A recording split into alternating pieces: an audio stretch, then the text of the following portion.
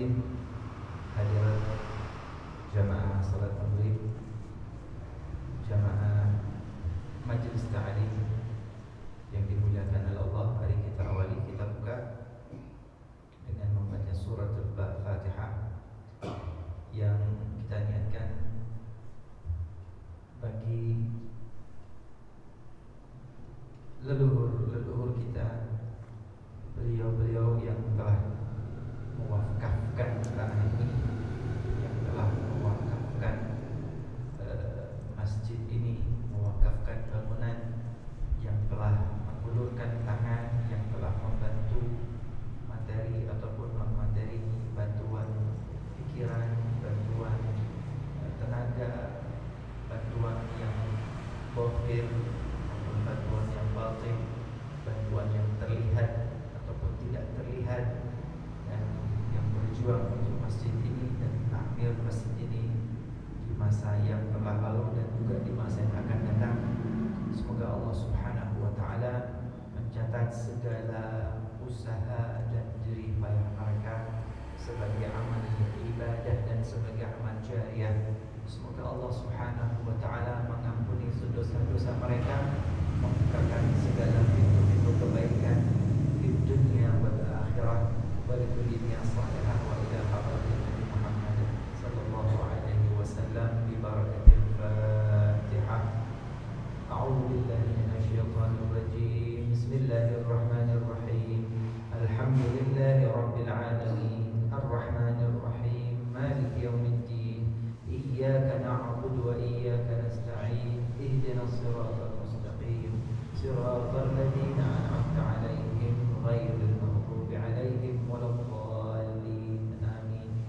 Barakal Fatihah yang kedua kita niatkan untuk mualliful kitab, penulis kitab tafsir Ma'alim Tafsir Al-Imam Al-Baghawi rahimahullah ta'ala, kemudian Syekh Abdullah Awad Abdun, kemudian masyayikhina wa ulama'ina wa asatidatina, anna Allah yataghashahum birrahmah wal maghfirah wa yu'idu alaina min barakatihim wa asrarihim wa anwarihim wa ulumi wa nafahatin fid dini wal dunya wal akhirah bisirril Fatihah. A'udzu billahi minasyaitonir rajim. Bismillahirrahmanirrahim. Alhamdulillahi rabbil alamin, arrahmanir rahim, maliki yaumiddin. Iyyaka na'budu wa iyyaka nasta'in. Ihdinas siratal mustaqim, siratal ladzina an'amta 'alaihim ghairil maghdubi 'alaihim waladdallin. Amin. Hadirin hadirat, monggo sarang-sarang membaca istighfar kepada Allah Subhanahu wa ta'ala mengawali kajian dan ta'lim kita pada malam hari ini. Monggo sarang-sarang. Astaghfirullah Rabbal baraya, astaghfirullah minal khataya, Rabbi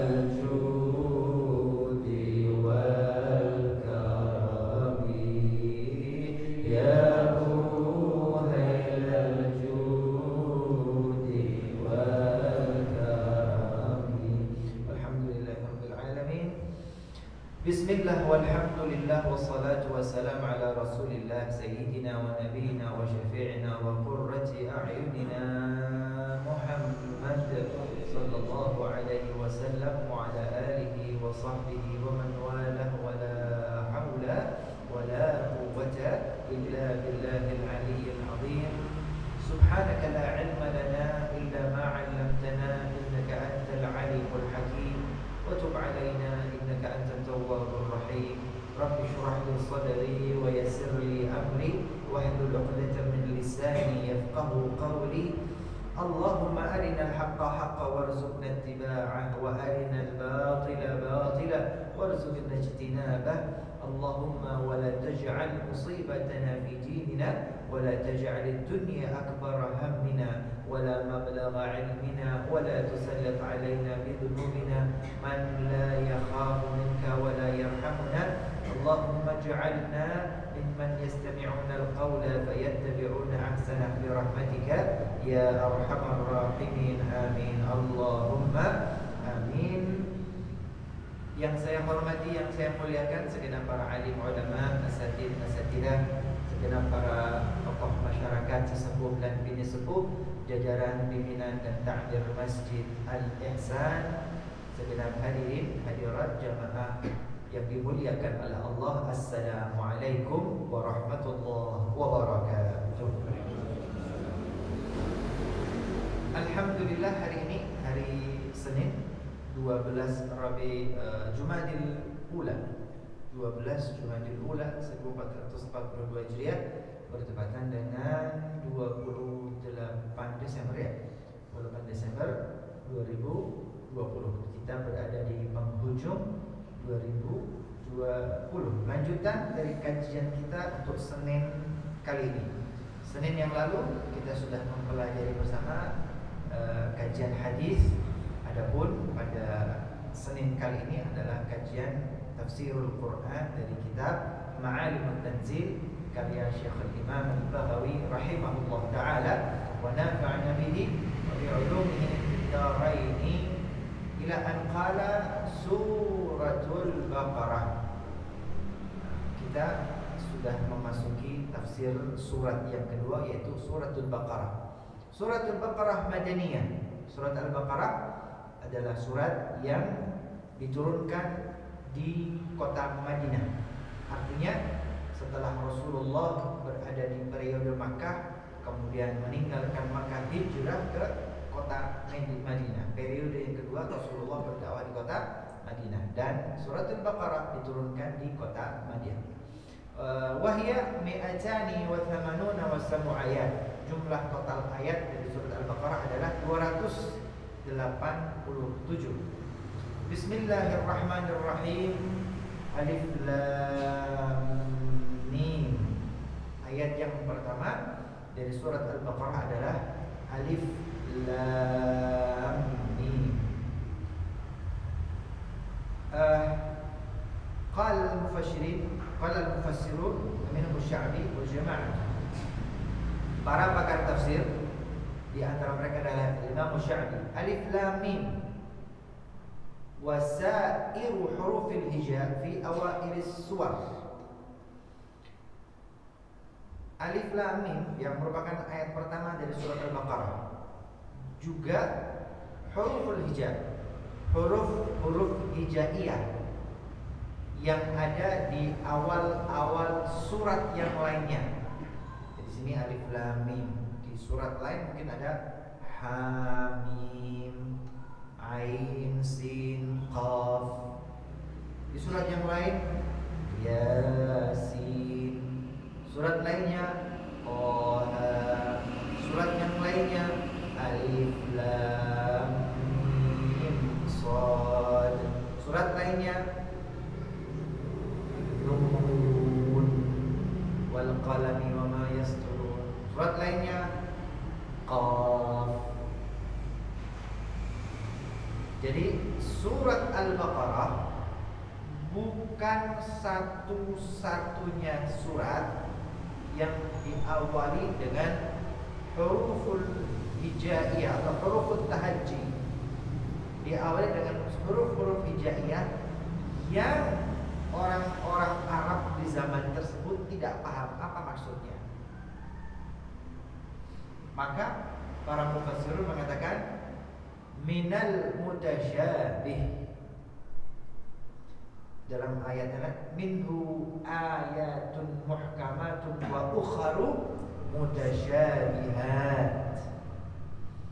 Ada ayat-ayat yang muhkam, jelas hukumnya, jelas kata-katanya, jelas maknanya. Wa ukharu mutasyabihat. Dan ada juga ayat-ayat yang lainnya mutasyabihat, yang ada ketidakjelasan kata atau maknanya. Nah, alif lam mim dan juga awal-awal surat yang lain yang merupakan susunan dari huruf hijaiyah ini minal mutasyabih, termasuk ayat yang mutasyabihah, ayat yang maknanya tidak dapat dipahami secara langsung. Kenapa?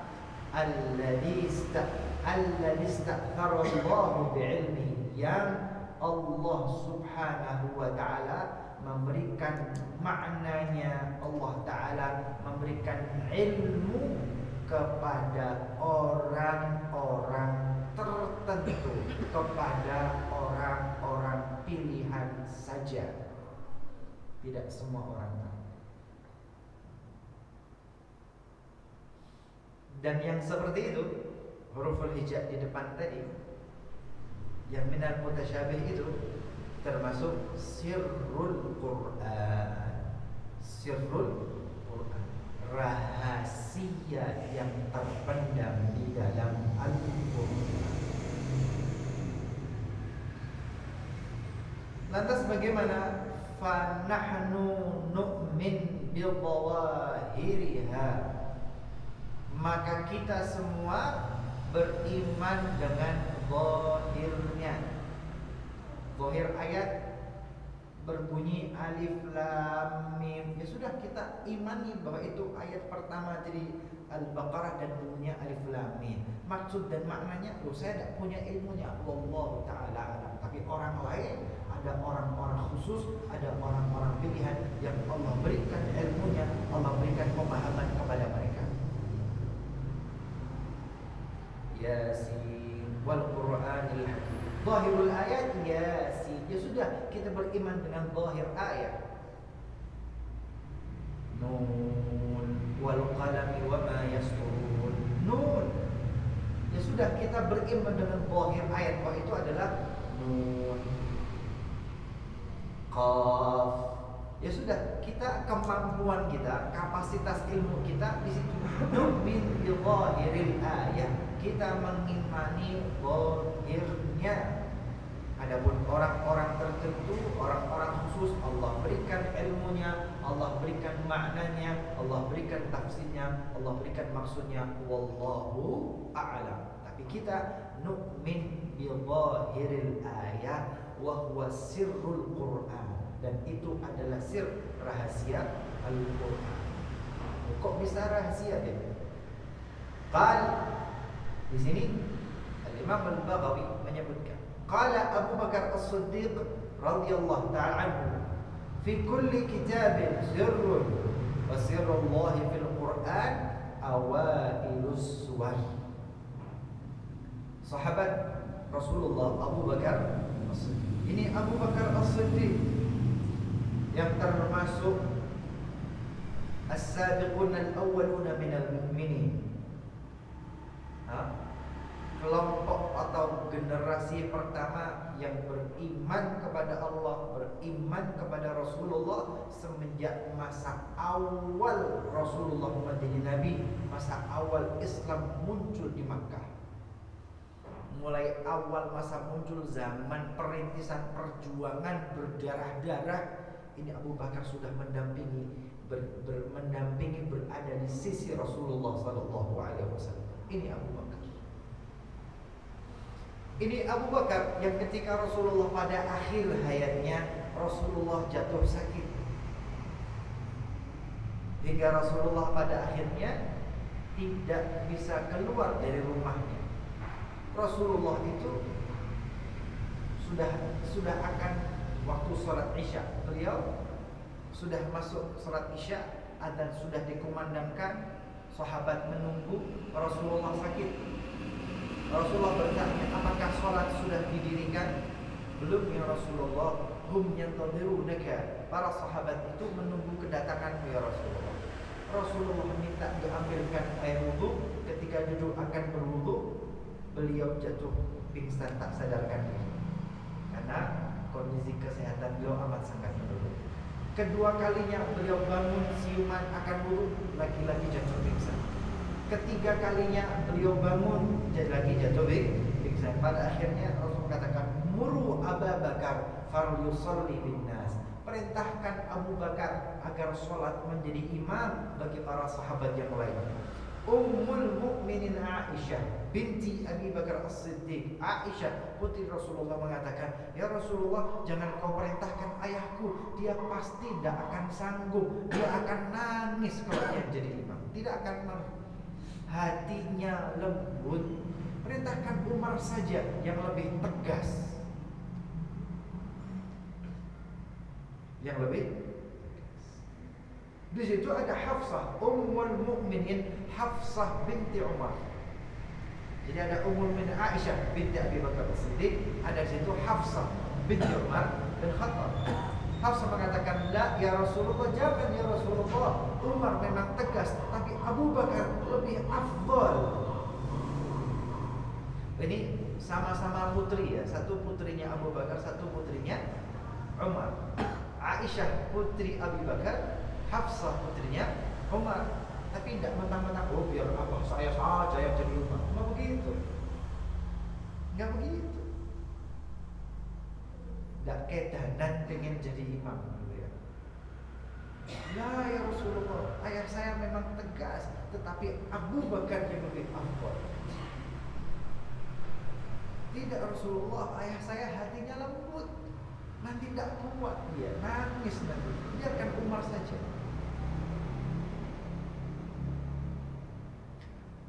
Pada akhirnya Abu Bakar yang menjadi imam bagi para sahabat untuk beberapa hari selama Rasulullah sakit tidak bisa keluar dari rumah beliau.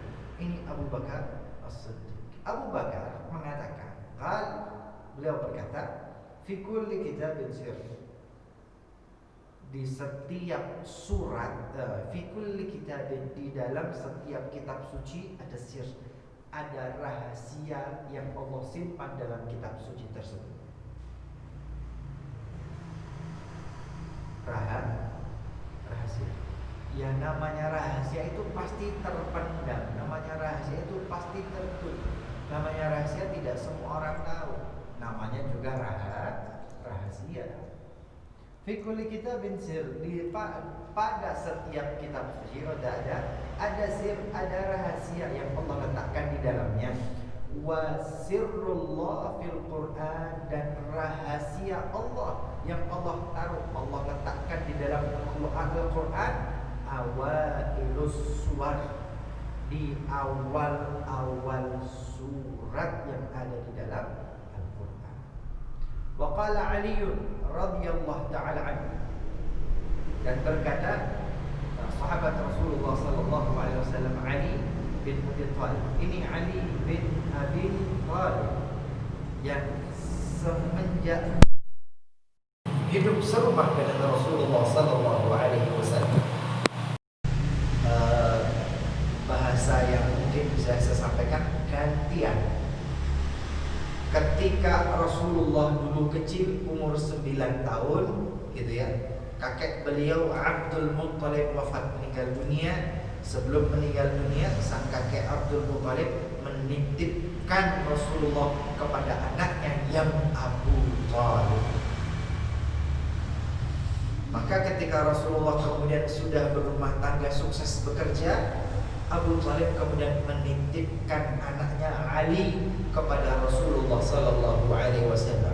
Ketika melihat Rasulullah salat bersama istrinya Khadijah, Abu Thalib melihat, Abu Thalib katakan kepada, wahai Ali, salli, wahai Ali, salatlah engkau bersama Muhammad. dampingi Muhammad, jangan pernah kau tinggalkan Muhammad. Wasiat dari ayahnya kepada Ali untuk senantiasa mendampingi Rasulullah SAW. Maka hidup Ali bin Abi Thalib semenjak beliau kecil hanya untuk mendampingi Rasulullah SAW, siap untuk berkorban apapun demi Rasulullah SAW. Termasuk ketika malam Rasulullah hijrah meninggalkan Makkah ke Madinah, Rasulullah berkata, "Wahai Ali, tidurlah engkau di tempat tidur." Malam itu rumah Rasulullah dikepung oleh pemuda-pemuda terbaik di kota Makkah. Mereka bersenjata tajam, mereka bersenjata lengkap, siap melakukan eksekusi untuk mencegah supaya Rasulullah tidak hijrah dari Makkah ke Madinah. Rasulullah perintahkan Ali, "Wahai Ali, gantikan aku tidur." Ya, artinya jadi target pertama Rasulullah ini tempat tidur Rasulullah, dan Rasulullah terancam. Tapi digantikan oleh Ali, artinya siap menggantikan kalau memang harus berhadapan dengan senjata mereka. Rasulullah bersama Abu Bakar As-Siddiq keluar, dan mereka orang-orang pemuda-pemuda Makkah sudah tertidur pulas, tidur dalam keadaan siap siaga, tapi matanya terpejam. Mereka terbangun ketika pagi menjelang siang, matahari sudah terangkat dan panasnya menyinari wajah dan badan mereka, panas, baru terbangun. Ngepungnya malam, bangunnya pagi menjelang siang, langsung merangsek ke rumah Rasulullah SAW. Aina Muhammad, yang didapati di tempat tidur adalah Ali bin Abi Thalib. Kalau mereka kesal, gitu kan? Ini kalau udah ngepung sepanjang malam, capek-capek. Kita ini pemuda terbaik di Makkah, pemuda yang paling kuat secara fisik, pemuda yang paling pandai bermain senjata perang, dan kami mendapatkan tugas mengepung dan mengeksekusi Muhammad sepanjang malam. Kami sudah mengepung dan mengintai. Nah, kalau sampai gagal dan sampai Nabi Muhammad itu lepas, malu dong. Malu. Andai kata mereka malu dan marah, melampiaskan amarah mereka dan kedongkolannya kepada Ali, meninggal Ali. Tetapi Ali bin Abi Thalib sudah ditugaskan oleh ayahnya tidak akan meninggalkan, selalu mendampingi Rasulullah, siap berjuang untuk apapun demi Rasulullah. Rasul perintahkan menggantikan untuk tidur di tempat tidur beliau, dia sudah tidur walaupun resumnya adalah kematian. Ali bin Abi Thalib ini cuplikan tentang Abu Bakar, cuplikan Ali bin Abi Thalib. Kalau dibandingkan dengan kita ini sudah berjuang apa untuk agama? Kita ini sudah berjuang apa sih untuk agama Islam? Kita punya perjuangan apa sih untuk Rasulullah SAW? Kita punya andil apa sih? Kita punya andil dan prestasi apa sih yang kita banggakan nanti di hadapan Allah yaumul qiyamah? Punya prestasi apa sih yang dibanggakan nanti hari kiamat di hadapan Rasulullah SAW, ketika Rasulullah akan menjadi saksi bagi seluruh umatnya. Wajibna bika ala haula'i syahida. Rasulullah perintahkan sahabatnya Abdullah bin Mas'ud, insyaallah Abdullah bin Mas'ud, Iqra, kata Rasulullah, bacakan Quran. Abdullah bin mengatakan, ya Rasulullah, Al-Quran unzila ilaika wa aqra'u alaik, ya Rasulullah, Quran itu diturunkan kepada engkau, lah masa saya membacakan Quran untukmu? Uhibbu an asma'a ghairi. Wahai Abdullah bin Mas'ud, aku senang kalau mendengarkan lantunan Quran dari orang lain. Dibaca oleh Abdullah bin, sampai pada ayat wajibna bika ala haula'i syahida. Wajibna bika, dan kami, Allah Ta'ala ini menggambarkan situasi nanti pada yaumul qiyamah, ketika seluruh umat manusia dibangkitkan. zaman Nabi Adam sampai nanti manusia terakhir pada hari kiamat, semua dibangkitkan, semua dikumpulkan di padang mahsyar. Sudah meninggal dunia ya, alam dunianya sudah kiamat, alam barzakhnya juga sudah kiamat, tapi kemudian dibangkitkan seluruh manusia di padang mahsyar. Seluruh umat dibangkitkan di padang mahsyar di satu tempat. Para nabi, para rasul dibangkitkan di padang mahsyar. Wajibna, kami datangkan engkau. Wajibna bika, kami datangkan engkau wahai Nabi Muhammad, ala haulai, untuk mereka itu seluruh umatmu, syahidan, dan engkau yang menjadi saksi. Nabi Muhammad akan menjadi saksi pada hari kiamat di hadapan Allah Ta'ala ketika kita mempertanggungjawabkan amal kita di hadapan Allah. Kalau yang dihisab Abu Bakar As-Siddiq, Rasulullah enak ngebelanya. Naam, ya Rabb, ini sahabatku Abu Bakar, perjuangannya luar biasa. Rasulullah memberikan kesaksiannya enak gitu ya. Ini Ali bin Abi Thalib, perjuangannya luar biasa. Ini Umar bin Khattab, ini Uthman bin Affan, ini Abdurrahman bin Auf, ini Abdullah bin Abbas, ini Abdullah bin Mas'ud, ini Abdullah bin Umar bin Khattab, ini Khalid bin Al-Walid, ini Ikrimah bin Abi Jahal. Pejuang-pejuang Islam, mereka menegakkan agama, mereka yang membackup aku.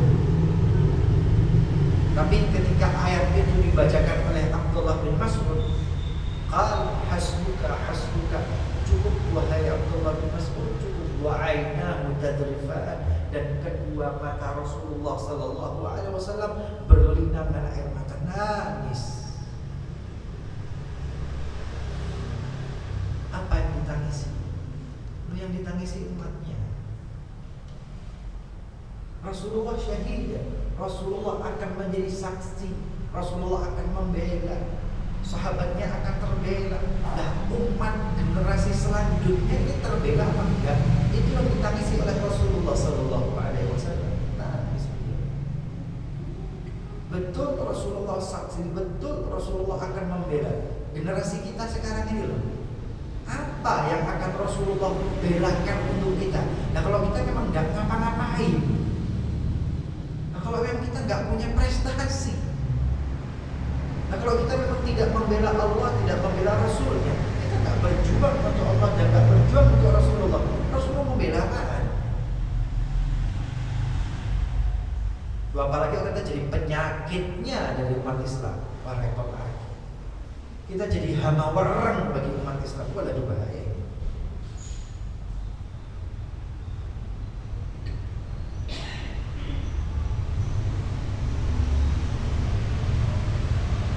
Wajibna bika ala haula syai'an Rasulullah. Bukan nangisi dirinya, lo Rasulullah selamat.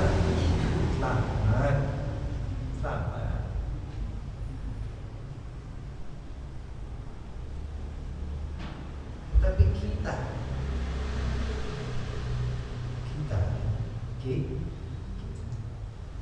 ketepaan nanti ini surat Al-Baqarah ini, beberapa ayat pertama menceritakan tentang kaum muslimin mukminin. Nanti menceritakan orang-orang yang ingkar. Lalu nanti menceritakan tentang orang-orang yang munafik.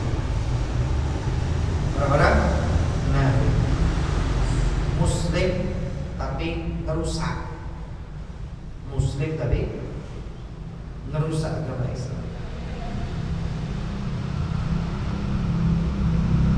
Wallahu a'lam.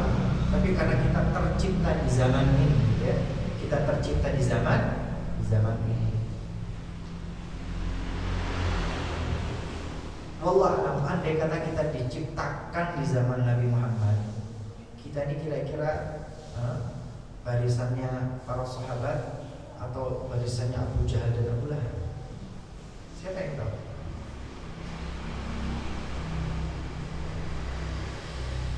Ada waktunya Rasulullah mengatakan kepada malaikat Jibril ketika Jibril diperintahkan, ya Rasulullah, aku diperintahkan oleh Allah Ta'ala, kalau engkau berkenan aku akan timpakan gunung itu kepada penduduk penduduk Taif yang melempari dan mengusir.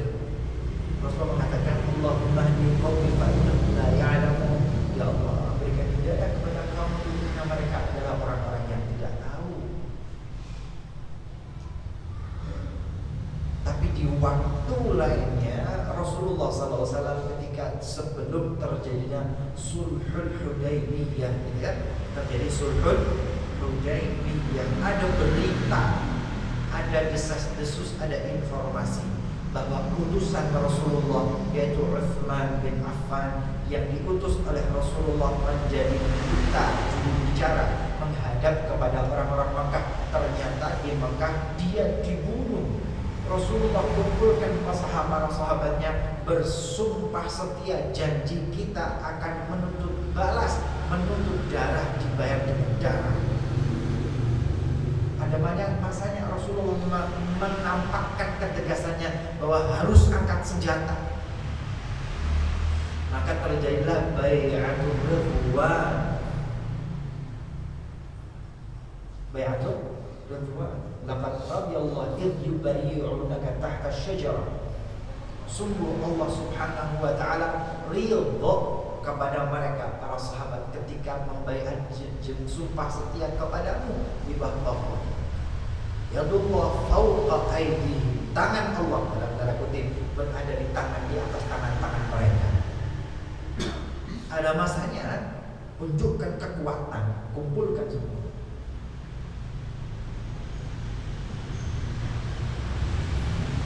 Ada masanya Rasulullah perintahkan angkat senjata, perang Badar, perang Khandaq, perang Uhud.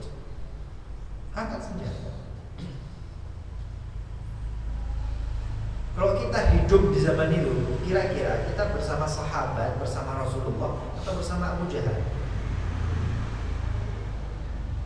Rasulullah perintahkan sahabatnya bakar itu masjid Dirar. Karena ada orang munafikin yang membangun masjid. Syuf, bangun masjid tuh ya, membangun rumah Allah.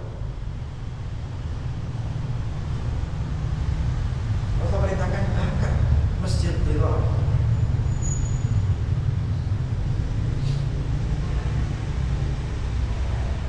Pertanyaan, andai kata kita Allah ciptakan hidup di zaman itu, kita bersama Rasulullah atau bersama Abu Jahal atau bersama kaum munafikin?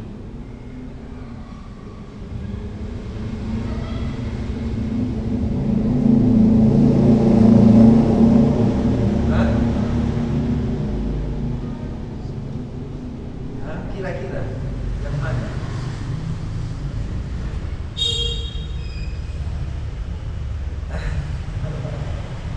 Kira-kira kalau kita diciptakan di zaman itu, kita masuk dari sana mana sih? Kata jadi itu ya ke Rasulullah. Pasti. Iya. Zaman Rasul sudah ada munafikin loh. Betul. Bukan mereka tidak kenal Rasulullah, tahu. Abu Jahal, Abu Lahab itu kenal, keponakannya Abu Lahab itu Nabi Muhammad itu keponakannya. Karena Taufik ini. Tak tahu. Hidayah itu nggak tahu. Untung zaman sekarang. Nah, Nabi kok menggunakan kekerasan. Wah, ya gitu. Nabi kok membakar masjid. Islam kan rahmatan lil alamin. Dalilnya begitu ya. Islam kan rahmatan lil alamin.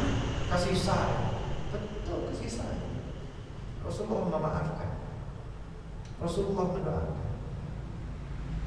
Tapi ada masanya ketika Utsman diisukan terbunuh, harus diproses. Apa harus dimaafkan? Oh, tidak. Ada masa yang tidak dimaafkan. Kumpulkan kekuatan. Nanti kita maafkan dulu. Tidak selalu lamanya maaf kan? Kita tercipta sekarang. Kalau kita tercipta dulu, kalau kita tercipta di zaman Nabi Muhammad, ya Allah, siapa yang tahu? Kalau ternyata kita malah bergeser ke barisan Abu Jahal dan Abu Lahab, bergeser dari kaum munafikin. Masjid Dirar itu Rasulullah perintahkan untuk dibakar. Rumah Allah kok dibakar? Itu kan rumah Allah, itu kan masjid. Nabi perintahkan bakar, ente kok kritik? Ya munafik sudah.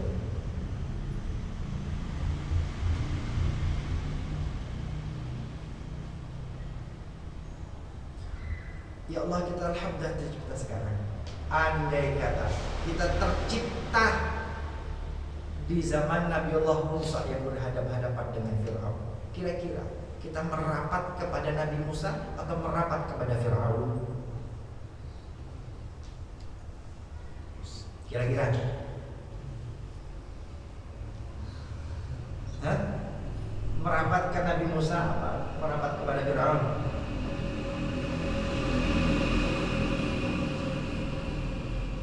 Nabi Musa cuman penggembala, keluarga biasa-biasa saja, punya tongkat untuk mengembala kambingnya. Fir'aun penguasa. Musa nggak punya apa-apa. Fir'aun punya segalanya. Infrastruktur yang dibangun Fir'aun, aparat keamanan penegak hukum yang punya Fir'aun, pasukan militer yang punya Fir'aun,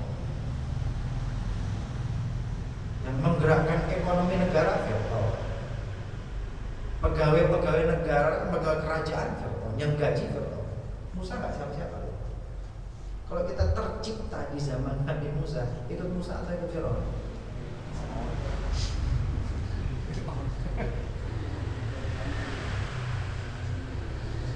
Hah? Ikut siapa? Terus diajak sama Nabi Musa, ayo tinggalkan Mesir, nyebrang lautan. Tidak punya perahu, tidak punya bahtera, tidak punya harta, punya tokato, ngajak ke sono. Fir'aun punya segalanya. Kekuasaan yang punya dia, hukum yang punya dia, aparat penegak hukum yang punya dia, infrastruktur dia, anggaran belanja negara dia, gaji-gaji dia, kehidupanmu, karirmu dia. Milih Fir'aun atau Musa?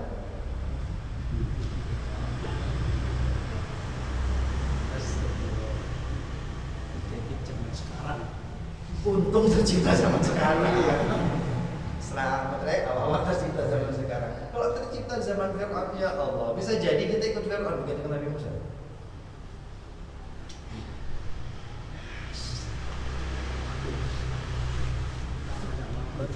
Ya? Nggak mampu ya? Ya sama, sejarah itu akan terulang di zaman Nabi Muhammad SAW. Masa as-sabiqun al-awwaluna minal mu'minin, kan begitu. Masa awal Islam muncul di Mekah sama. Bahwa kekuasaan sosial ekonomi dikuasai Abu Jahal, Abu Lahab dan kelompoknya.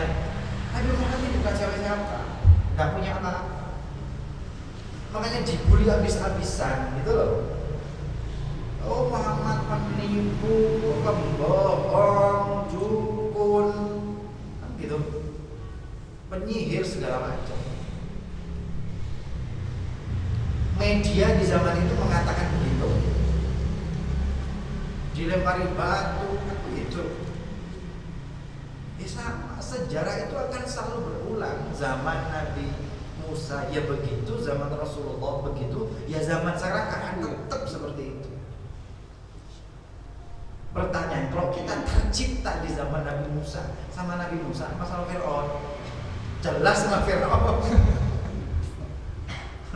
Kalau zaman sekarang kita menikmati segala sesuatunya kok. Nah kalau dicabuti semua kenikmatan ini, berani nggak?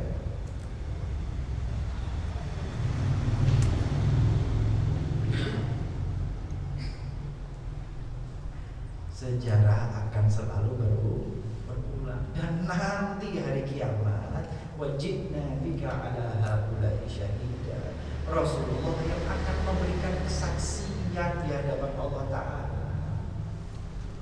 Jangan sampai umat Nabi Muhammad tapi ternyata pelaku dan perilakunya sebetulnya perilakunya Abu Jahal dan Fir'aun. Levelnya top Islam, munafikin itu sudah ada. Innal munafiqina fi jarqil asfali minan nar.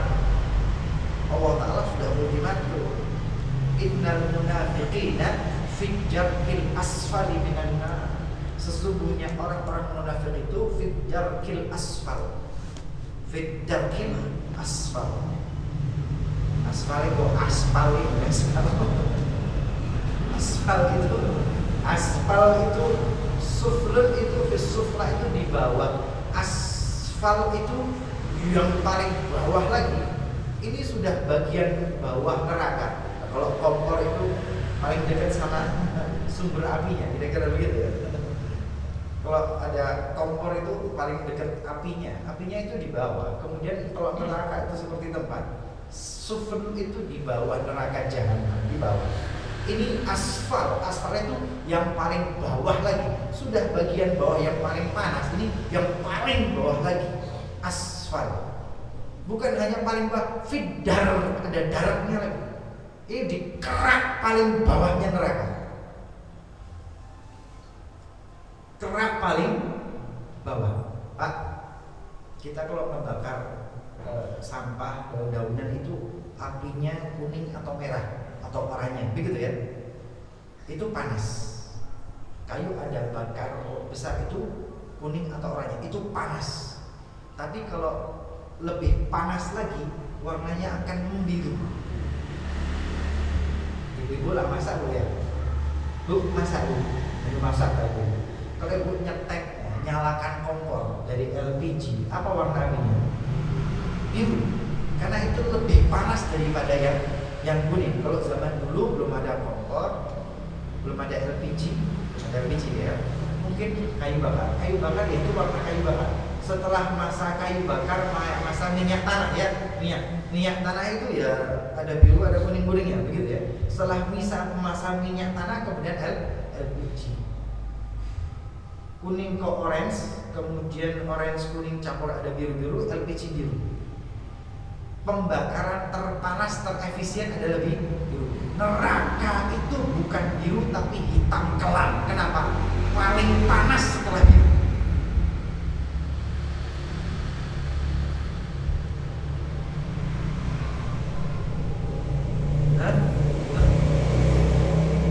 Kalau nerakanya masih merah menyala-nyala, itu belum terlalu panas. Neraka yang belum panas. Semakin gelap gulita karena apinya hitam kelam, dan itu yang paling panas.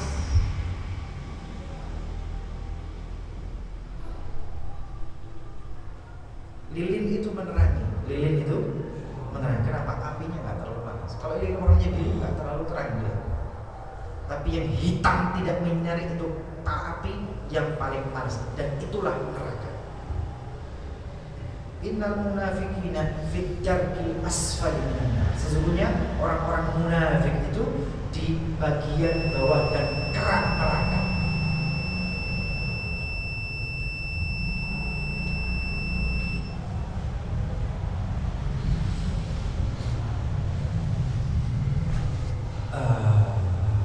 Kita hidup di zaman sekarang, jangan sampai jadi orang munafik ya. Akhir zaman masih ada alam barzakh dan masih ada alam akhirat. Yang kelihatannya selamat di dunia, hati-hati, masih ada barzakh dan akhirat. Hati-hati. Jangan bahagia di dunia, barzakh dan akhiratmu lebih penting daripada kehidupan dunia.